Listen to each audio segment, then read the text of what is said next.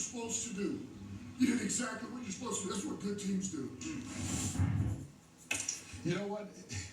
Both these teams are 4-1, and it shows you there are different ways to get it done. You see Mike McDaniel talk. Players love him. How about those two side-by-side comparisons? Yes. Yeah. But they're both successful. Both their McDaniel teams looks love like their coach. he just came out of a science lab, and he's a nerdy professor, and the players love him, as you mentioned, and he fits what they do. It embodies kind of Miami, Ferraris, the whole thing, and Detroit with Dan Campbell, and he's just so authentic. It's hard not to like Dan Campbell. Yeah, I mean, I played with Dan. I love Dan. It's like Mike McDaniel came out of science lab. Dan came out of a pickup truck with a chew in his mouth, you know. But he was always that guy. Drinking a big coffee. Yeah, but he was tough. I mean, as a player, he was a tough tight end to go against day after day, and he made you so much better. But he always was max effort. And that's what he required of his team. And this is a team that always, all these years, had draft picks, had everything. And we always said, why do you go to Detroit? They don't seem to win, but they have all this talent. Now he's getting the most out of the talent and taking Goff and giving him a home and making him feel comfortable in the offense. And the biggest thing, I think, for coaches, with these two do a great job of, they let the guys know, we trust you. You are our guy. We don't want anybody else besides you. You're the guy. And they make you want to be there, and you can see it in the results. You know what? Both these teams already got in the win column here in Week 5.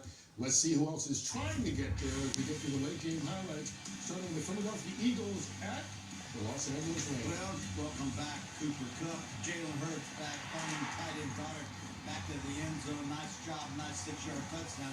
Eagles up early. The backup Stafford leading this football team down and then gunning this out route. You get the corner sitting inside, running out route, run away from him, and Tutu Atwell does that. 3-yard touchdown. Good ball game. Eagles 7 and then Rams 7. Bengals at the Cardinals. Joe Burrow going to show up today, going to have time. Well, he does just that. First half 11 of 12, about 90 yards and a touchdown. There's the touchdown in the back of the end zone to Mark Chase with a 2-yard touchdown. Cincinnati on the road at Arizona. Up 10-0 over the Arizona Cardinals. Kansas City Chiefs at the Minnesota Vikings. Patrick Mahomes and the Chiefs are on the 3-game win streak. There it is, under ball handling, cloud in, bullet in, Pacheco takes it from 1 yard out.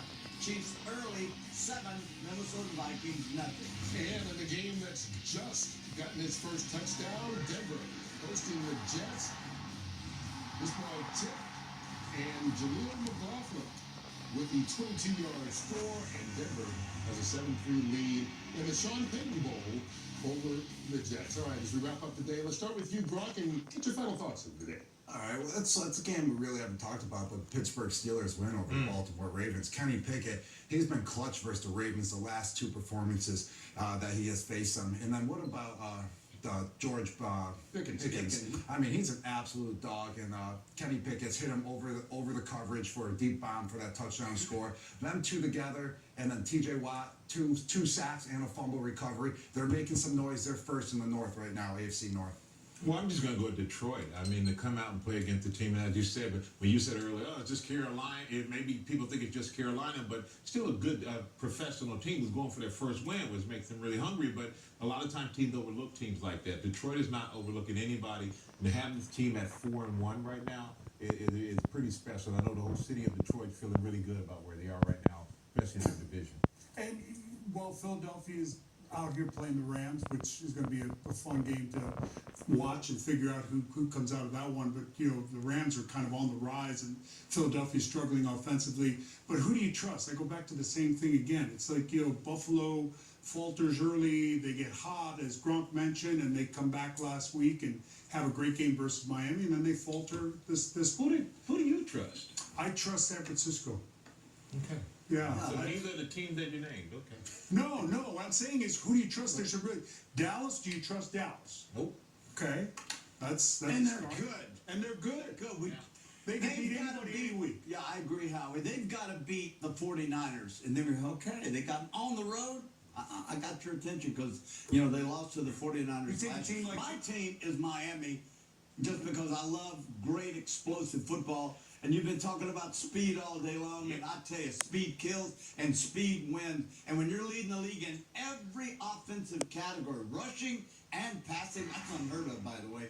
And total points, Miami is so much fun to watch. You know who I trust? Bradshaw. That's right. Buddy, Everybody's number you one. hitch your wagon to this horse.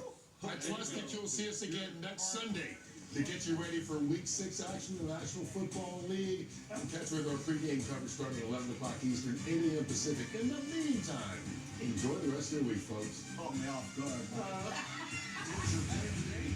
to you by Chevy.